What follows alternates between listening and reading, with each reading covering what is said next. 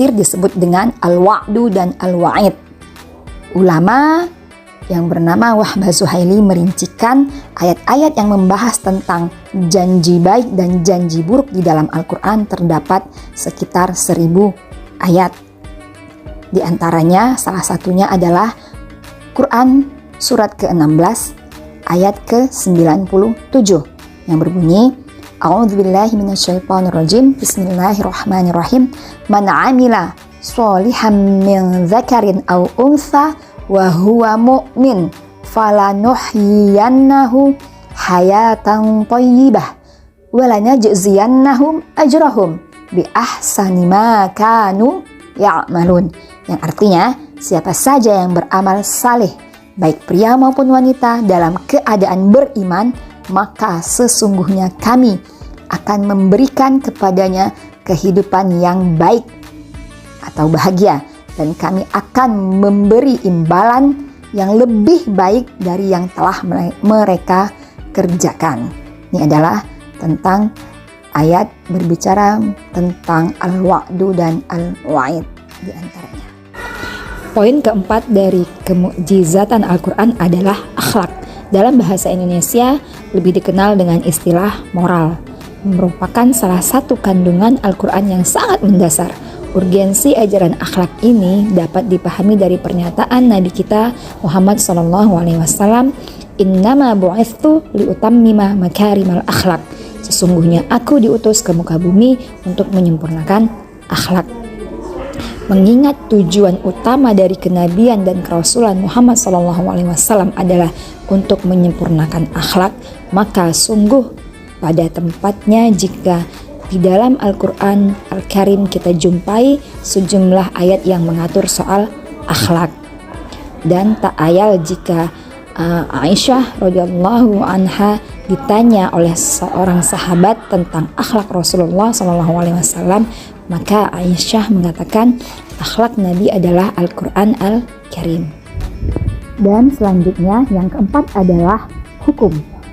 Sepakat seluruh kalangan umat Islam bahwasanya sumber hukum utama dan pertama dalam Islam adalah Al-Quran. Al-Quran memang memuat sejumlah ketentuan hukum dan sekaligus juga menyinggung kaidah-kaidah umum pembentukannya.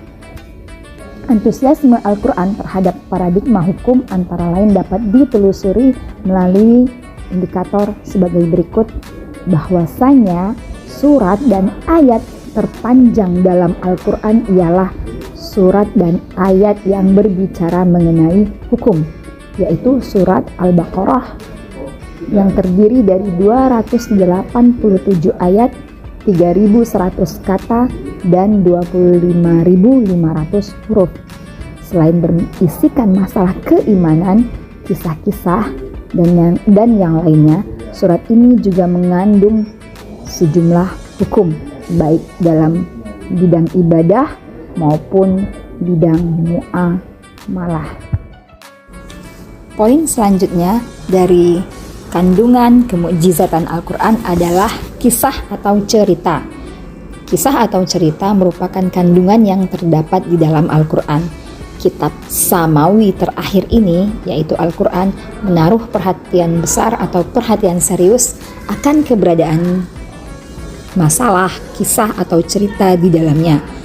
Di dalam Al-Quran terdapat atau disebutkan 26 kali kata qasas dan yang seakar dengannya, tersebar dalam 12 surat dan 21 ayat.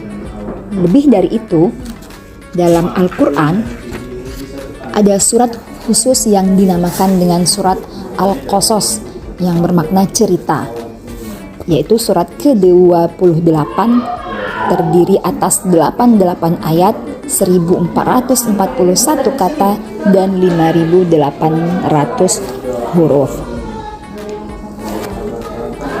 Kisah yang ada pada Al-Quran adalah benar, pasti benar, dan baik yang bermanfaat bagi umat manusia. Sebab tak ayal Al-Quran menjuluki dirinya sendiri dengan kisah-kisah terbaik atau ahsanul qasasi. Tujuan dari kisah atau cerita yang dipaparkan oleh Al-Quran ini adalah untuk menegaskan atau memberikan peringatan kepada manusia untuk dapat memetik pelajaran berharga dari apa kisah yang telah disampaikan oleh Al-Quran. Poin terakhir dari kemukjizatan Al-Quran dari aspek kandungannya adalah adanya ilmu pengetahuan dan teknologi atau yang disingkat dengan iptek. Salah satu bagian dari kandungan Al-Quran yang tidak kurang pentingnya bagi kehidupan umat manusia. Betapa banyak ayat Al-Quran yang mendorong para ilmuwan untuk memperhatikan alam semesta, menggali ilmu pengetahuan yang sebanyak-banyaknya. Ayat-ayat Al-Quran yang membahas tentang persoalan ilmu pengetahuan dan teknologi oleh para ahli tafsir disebut dengan ayat Al-Kauniyah atau ayat Al-Ulum. Menurut ulama tafsir yang bernama Tantawi Jauhari, terdapat sekitar 750 ayat di dalam Al-Quran yang membahas tentang ilmu pengetahuan dan teknologi. Sementara menurut perhitungan Imam Al-Ghazali yang tidak jauh berbeda dengan Tantawi Jauhari, ayat Al-Kauniyah berjumlah sekitar 763 ayat yang membahas tentang ilmu pengetahuan dan teknologi.